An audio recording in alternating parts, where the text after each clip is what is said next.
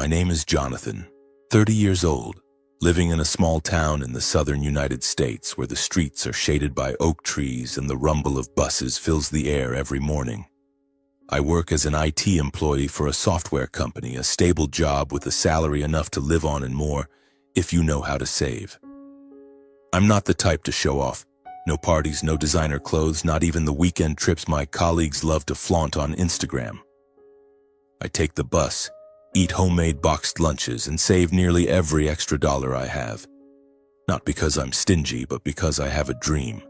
One day I'll have my own family, a home I can be proud of. I live with my parents in an old 2-story house in the suburbs. My mother, Clara, 58, loves watching cooking shows and constantly complains about the oven that broke last year. My father, Henry, 60, is a retired auto mechanic who now spends most of his time watching football or grumbling about the neighbors. They're not rich, but they're not struggling either. I'm an only child, and since graduating from college, I've naturally become the family's financial pillar. Electricity, water, internet, property taxes, maintenance. I cover it all. I don't complain. It's my responsibility, I think, and I want them to live comfortably. Every month, after paying all the bills, I set aside a portion into a savings account, consistently year after year. By now, the amount is close to $200,000. I haven't told anyone, not even my parents. It's my secret, the future I'm building day by day. Seeing the balance in my account gives me peace of mind. I thought it would stay a secret forever, until one day, everything changed. It was a Friday evening with light rain falling. I had just come home from work exhausted after a day of fixing system bugs. Mom was in the kitchen, the smell of grilled meat wafting through the air. Dad was in the living room, eyes glued to the TV. I took off my shoes, about to head upstairs when Mom called me back. "Jonathan, come here for a second." Her voice had something unusual, not the gentle tone I was used to. I walked into the kitchen and saw her holding a piece of paper, a bank statement. My heart skipped a beat. It was the statement for my savings account. How did she get it? I kept it in a locked drawer. "How did you know?" I asked, my voice dry. Mom shrugged as if it were no big deal. "I was cleaning your room and noticed the drawer's lock was loose. I opened it and found this. You're hiding all that money and didn't say a word?" I wanted to get angry but held back. "That's the money I've saved. For the future," Mom smiled, but it wasn't a warm smile. "What kind of future needs that much? Almost $200,000, Jonathan. Are you going to let your dad and me keep living miserably in this house?" I was stunned.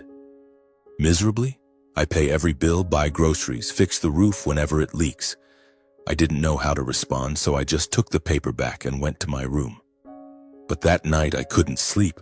Something in Mom's voice made me uneasy, like a storm was brewing. In the days that followed, everything began to change. My parents were no longer the people I once knew. They started making demands little by little, as if my money belonged to everyone. It started with Mom. One morning, she pulled me to the dining table and placed a travel brochure in front of me. "A safari in Africa, Jonathan. I've dreamed of going since I was young. It's only $10,000. You can afford it, right?" I looked at her, searching for the woman who used to hug me when I got bad grades at school. $10,000 wasn't a small amount. It was months of savings, days of eating boxed lunches and taking the bus, but I thought, if this is their dream, I could sacrifice a little. They raised me, didn't they? "Okay, Mom," I said softly.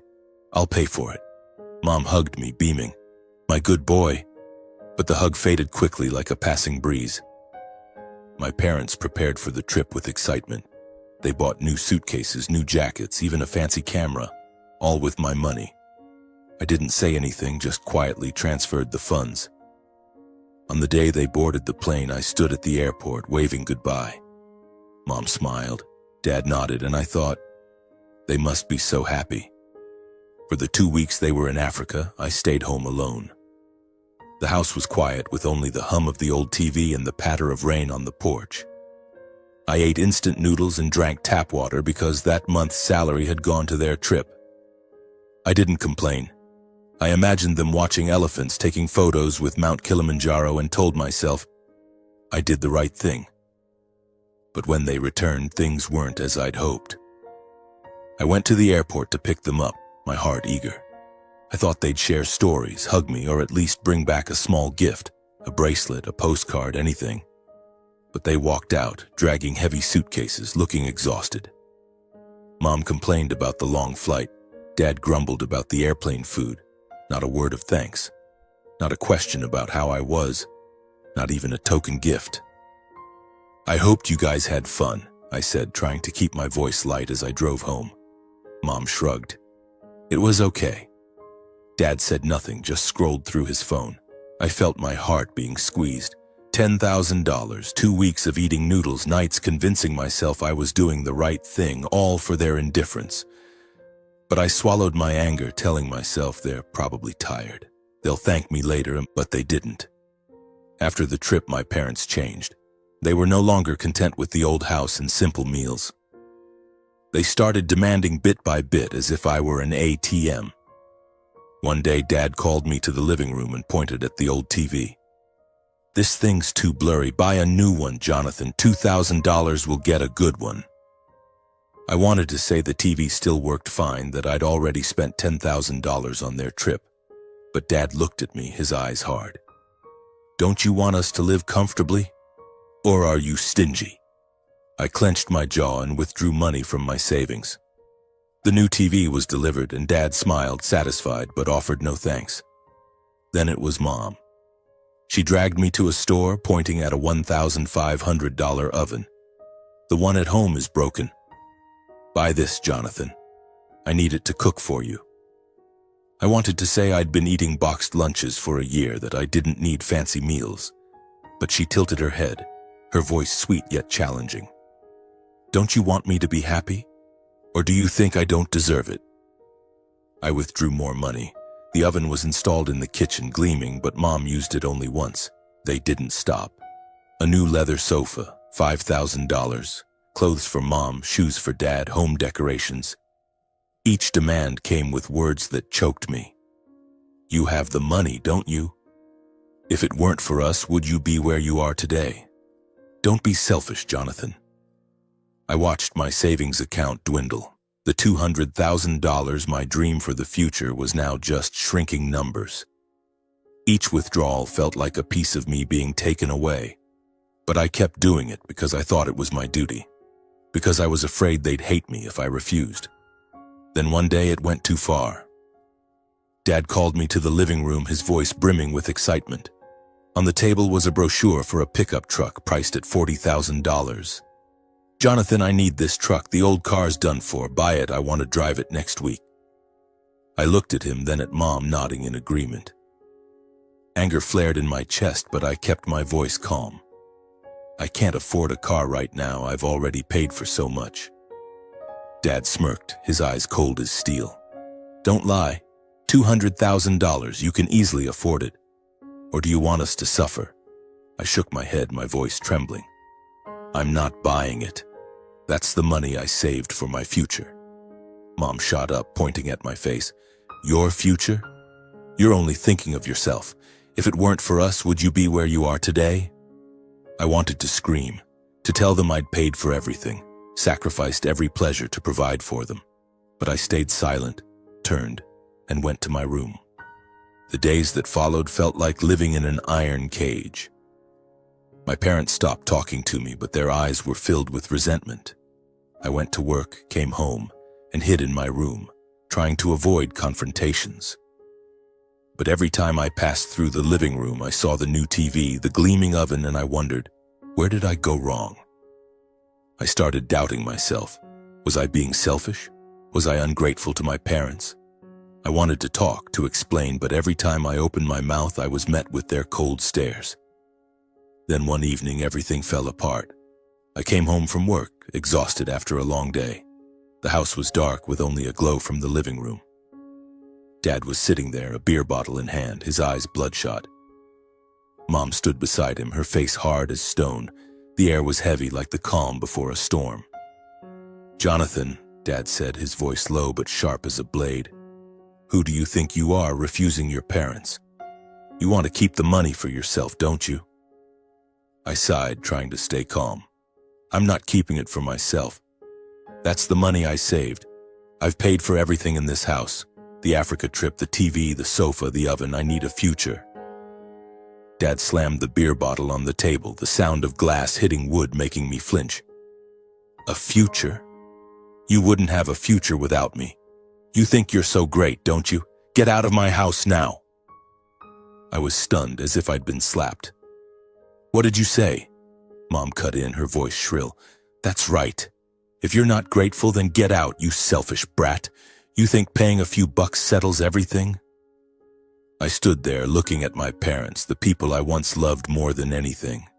My heart felt crushed. I wanted to cry, to scream, to ask why they were treating me like this. But I just turned silently, went to my room, grabbed a backpack, stuffed a few clothes inside, and left the house.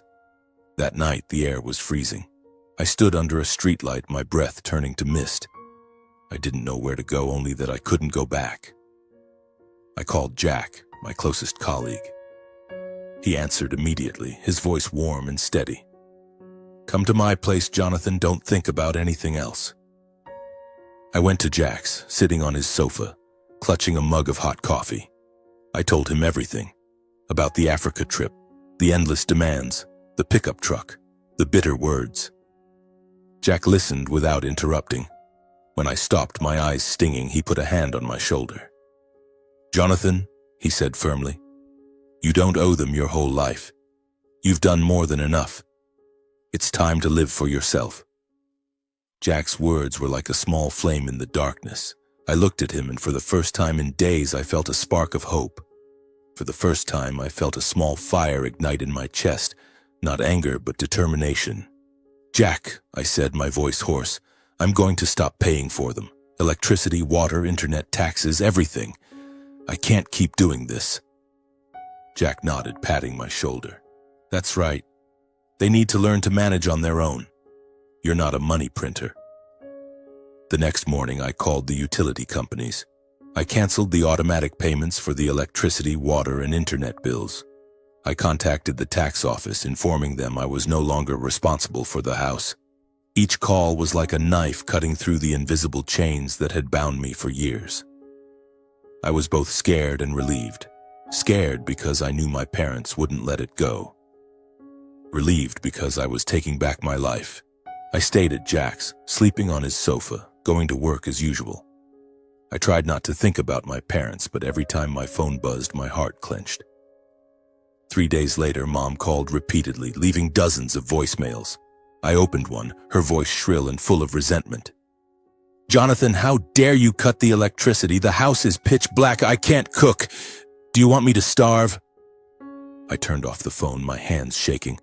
I wanted to call back to apologize, but then I remembered her eyes when she told me to get out. I deleted the message. Dad sent a text, short but icy. You'll regret this, Jonathan. I'm your father. I read it, then locked my phone. I told myself, I'm not wrong. I can't live forever to please them. A week passed, and I started getting used to my new life. Jack was kind, letting me stay without prying. He talked about work, cracked jokes, made me laugh, something I'd almost forgotten how to do. I went to work, focused on a new project, and felt lighter. I started thinking about renting an apartment, starting over. But I knew my parents wouldn't let go easily. On the 10th day, things took a turn for the worse. I was at the office coding when my phone buzzed incessantly. Mom texted, You didn't pay the electricity. I had to borrow money from the neighbors. Are you satisfied now? Then Dad called, his voice a growl through the speaker. You think you can escape me? Just wait, Jonathan. I turned off my phone, trying to focus, but unease gnawed at me. That evening, Jack dragged me to a coffee shop near the office.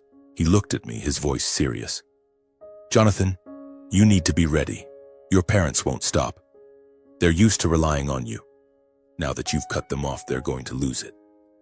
I nodded, but my heart was a mess. I know. But I can't go back. I just can't. Jack patted my shoulder. I'm here. You're not alone. I smiled, feeling like I'd found a brother. But I didn't expect that just a few days later things would spiral beyond control. It was a Monday, a normal day at the office. I sat at my desk, earphones playing music, trying to focus on my code. Colleagues around me chatted lively, the atmosphere light. I was starting to feel like I could get through this, that I could rebuild my life. Then I heard a commotion from the reception area, shouting, hurried footsteps. I pulled off my earphones and looked up. A colleague ran past, pale-faced. "Jonathan, someone's causing trouble out there. I think it's your dad." My heart stopped. I jumped up and rushed to the reception, and just as I feared, there was my dad, his face flushed red, his shirt wrinkled, pointing at the poor receptionist. "Get Jonathan out here, now!" "Dad!" I shouted, my voice trembling. "What are you doing here?" He turned, his eyes wild with rage. You dare cut off the house's money, leaving your mom in the dark, you ungrateful son!" People around started staring. My face burned with shame and anger. "Dad, calm down. Let's sit and talk." But he wouldn't listen. He stepped forward, jabbing a finger into my chest. "You think you're so great, huh? Cutting off electricity, water, leaving your parents to suffer, you'll pay for this." I tried to keep my voice steady. "I've paid for everything in that house for 10 years. I can't keep doing it. You and Mom need to manage on your own." He sneered, his voice venomous. "Manage? If it weren't for me, you'd be dead in the streets, you ungrateful brat." Before I could respond, Jack appeared, stepping between me and Dad. "Mr. Henry, calm down. This is a workplace. You can't cause a scene like this." Dad glared at Jack, his eyes bloodshot. "Who are you? His little friend, right? Teaching him to turn against his parents?" Jack kept his tone calm. "I just want you to relax. Jonathan hasn't done anything wrong. He has the right to live his own life." I'd never seen Dad so furious. His face turned purple, his fists clenched, and then, like a nightmare, he grabbed a vase from the reception desk, raised it high, and smashed it down on Jack's head. The sound of shattering glass echoed and Jack collapsed, blood streaming from his forehead. I screamed, rushing to catch Jack. "Jack! What did you do, Dad?" Colleagues around us panicked. Someone called security, another called the police. Dad stood there, panting, the broken vase at his feet. He looked at me without a trace of remorse. He deserved it. That's what you get for defying me. I didn't think. I called 911, my voice shaking. "Someone's been attacked at my company. Please come quickly." The police arrived within 10 minutes. They handcuffed Dad and led him to the patrol car. He didn't resist, just stared at me with pure hatred. "You'll regret this, Jonathan." That was the last thing he said before the police car drove away. Jack was taken to the hospital. Fortunately, the wound wasn't too deep, but he needed 6 stitches and would be off work for a few weeks. I sat by his hospital bed, gripping his hand, overwhelmed with guilt. "I'm so sorry, Jack. If I hadn't stayed at your place, if I hadn't told you about this..." Jack gave a weak smile, his face pale. "Don't be stupid. It's not your fault. Your dad... he chose to do that." I nodded, but my heart was still heavy. I knew Dad would face consequences, but I never imagined things would go this far. That night, Mom called. Her voice was frantic, laced with anger. "Jonathan, why did you call the police on your dad? Do you want him in jail? You're an ungrateful son." I gripped the phone, trying to stay calm. "Mom, Dad hit Jack. He smashed a vase on his head. I couldn't let that slide." She sobbed, but it wasn't an apology. "You don't understand how stressed your dad is. You cut off our money, left us to suffer. This is your fault." I hung up, unwilling to hear more. For the first time, I realized my parents would never see themselves as wrong. They would always blame me, no matter what they did. In the days following the incident at the office, I lived like I was trapped in a waking nightmare. The image of Dad raising the vase, the sound of shattering glass, and the blood on Jack's forehead haunted me every night. I couldn't sleep, just lay on Jack's sofa, staring at the ceiling, wondering, how did things come to this? What did I do wrong to turn my parents into strangers? Jack was recovering slowly, but the scar on his forehead was a constant reminder of the price I had to pay. I visited the hospital every day, bringing coffee and sandwiches, trying to make amends even though Jack always brushed it off. "I'm fine, Jonathan. Stop blaming yourself. Your dad chose to do that, not you." But I couldn't stop blaming myself. I thought about the years of paying bills, the Africa trip, the countless times I dipped into my savings to please them. I thought I'd tried my best, but why was it never enough for them? Then Mom called. My phone buzzed in the middle of the night, her name flashing on the screen. I hesitated, my finger hovering over the decline button, but I answered. Her voice wasn't shrill like before, it was trembling, full of tears. "Jonathan, you have to save your dad. The police are holding him. They say he could go to jail. You're his son. You have to do something." I sat up, my heart pounding. "Mom, Dad assaulted someone. Aggravated assault with a dangerous object is a criminal charge. There's nothing I can do." She stopped crying, her voice suddenly ice cold. You ungrateful child, do you want your parents to die? I don't have a son like you." I hung up, my hands shaking. Her words cut into my heart like a knife, but strangely I didn't cry. I just felt empty, like a part of me had died. I told myself I'm not wrong. I can't go back. A few days later, I got word from a lawyer. Dad was charged with assault, aggravated by the use of a dangerous object. The trial happened quickly. I didn't attend, but Jack urged me to keep up with it. "You need to know the outcome, Jonathan, to close this chapter." Dad was sentenced to 2 years in prison. When I heard the news, I didn't feel joy or sadness, just a strange stillness. I thought I'd feel relieved, but I didn't. I only felt regret. Regret for a family that once had happy days, now broken beyond repair. Mom didn't call again after that conversation, but her actions spoke louder than words. One afternoon, I got a message from an old neighbor. "Jonathan, your mom threw all your stuff out onto the lawn. Clothes, books, even your old computer. Come get it or they'll throw it all away." I borrowed Jack's car and drove to the house, my heart heavy. Under the fading light of sunset, my belongings were scattered across the grass. Wrinkled shirts, rain-soaked books, and the computer I used in college, its screen cracked and shattered. Mom stood at the door looking at me, her eyes devoid of emotion. "Get out, Jonathan, I don't want to see you again." I wanted to ask why, to scream that I'd done everything for them, but I just silently picked up a few usable items, put them in the trunk, and drove away. As I left the familiar street, I glanced at the house in the rearview mirror, and for the first time I felt no regret. I knew I had lost them forever. In the weeks that followed, I tried to rebuild my life. I was still staying at Jack's, but I began searching for an apartment to rent. I went to work, focused on my job, and tried not to think about my parents. But every night I dreamed of Dad, saw his eyes as the police led him away. I wondered, did he regret anything? Or did he still think I was a traitor? Jack urged me to visit Dad. "Not to make peace, but so you can move on. You need to face him, Jonathan." I hesitated. I was afraid to see Dad, afraid of what he'd say, but I knew Jack was right. If I didn't confront him, I'd be haunted forever. So one Saturday morning, I drove to the county jail where Dad was being held. The visiting room was cold, reeking of disinfectant. I sat behind the glass partition, hands clenched, waiting for Dad. When he walked in, I barely recognized him. He was thinner, his hair grayer, his eyes sunken. He sat down, staring at me through the glass, saying nothing. "Dad," I started, my voice hoarse. "I came to talk. I didn't want things to end up like this." He smirked, his voice cold as stone. "Talk? You called the police on me, left your mom to suffer, and now you want to talk? You're an ungrateful son, Jonathan." His words hit me like a slap. I wanted to explain, to talk about the years I paid the bills, the Africa trip, how they kicked me out of the house. But I knew he wouldn't listen.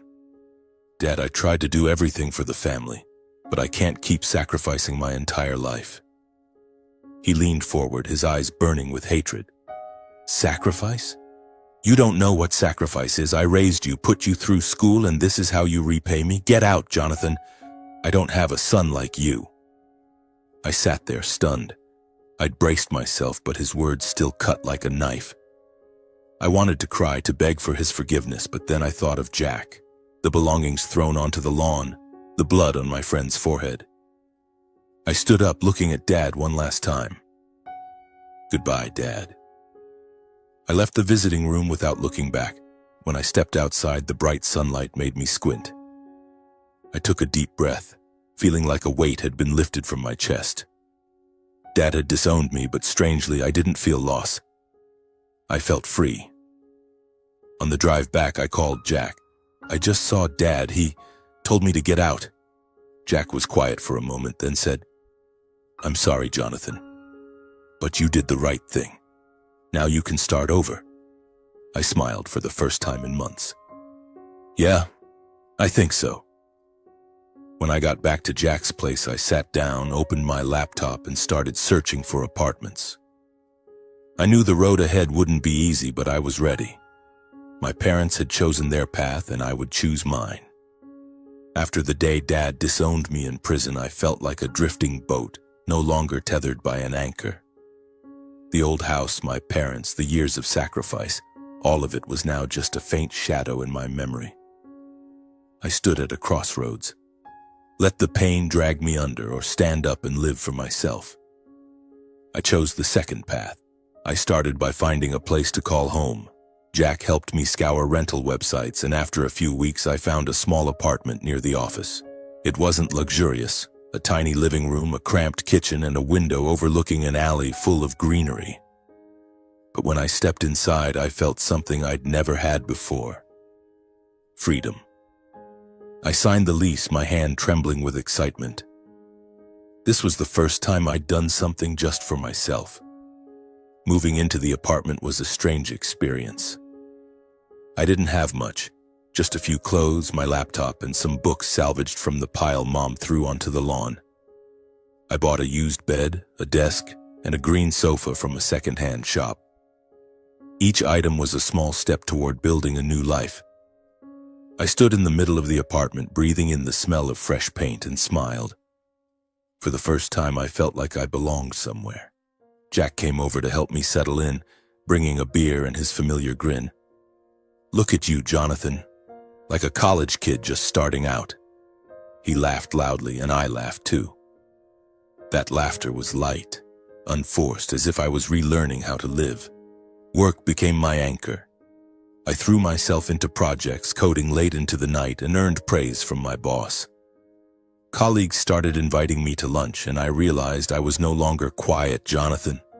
I shared stories, joked, and for the first time I felt like part of the world out there. I also began spending on myself, something I'd never dared to do. I bought a new jacket, not because I needed it, but because I liked it. I signed up for a weekend cooking class, learning to make the beef stew Mom used to cook. I even bought a ticket to a baseball game, sitting among the crowd, shouting myself hoarse when the home team scored. These small things brought me back to life, as if I was making up for the years of only saving and sacrificing. But it wasn't always easy. Some nights I lay in bed staring at the ceiling, and memories flooded back.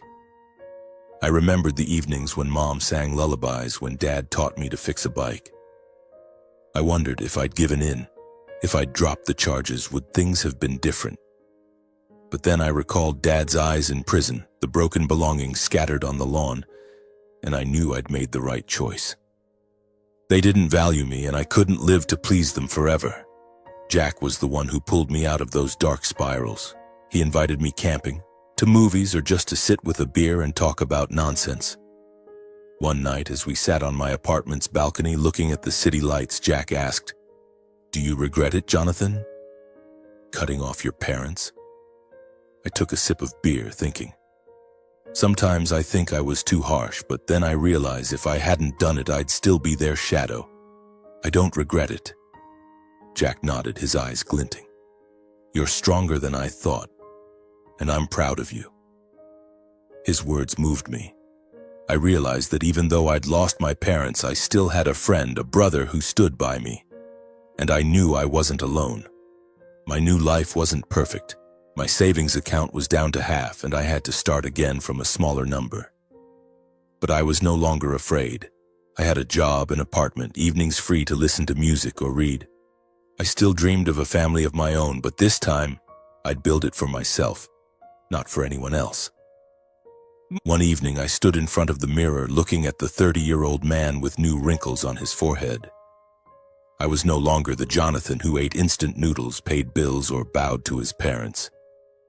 I was Jonathan, living, breathing, and learning to love himself.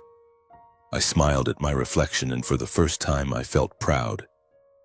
Looking back on my journey, I've realized one thing. Family isn't a chain that binds you. It's a place where you find love and appreciation. I used to think family duty meant sacrificing everything. Time, money, dreams. I paid bills, funded the Africa trip, bought the TV, sofa, and oven, all because I thought that's how I proved I was a good son. But I was wrong. Duty doesn't mean losing yourself, especially when the people you love don't value you. My parents chose greed over family. They saw my money as their entitlement, my sacrifices as a given.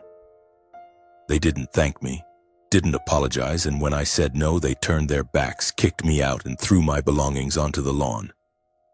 My father chose violence, smashing a vase into Jack's head, and my mother chose to cut ties to protect him. They didn't see my worth, and I had to learn to accept that. Cutting off my parents was the hardest decision I've ever made. Some nights I wondered if I was too harsh, if I could have done things differently. But every time I look at my small apartment, at the things I bought myself, at the meals I cook, I know I made the right choice. I didn't abandon my family. I let go of people who didn't value me. And that's the difference. Life isn't an endless string of unconditional sacrifices. You have the right to prioritize yourself, to say no when someone crosses your boundaries. I've learned that to love others, you must first love yourself. I no longer live to please my parents, no longer carry the burden of their unreasonable demands. I live for me. For mornings waking up with hot coffee, for evenings listening to music, for the dream of a future I build myself. My story isn't about condemning family, but about reminding us that true family is where you're loved, not where you're used. If you're carrying a burden like I was, stop and ask yourself, you deserve to live for you. Don't be afraid to let go of toxic relationships, no matter who they are. You don't owe anyone your entire life.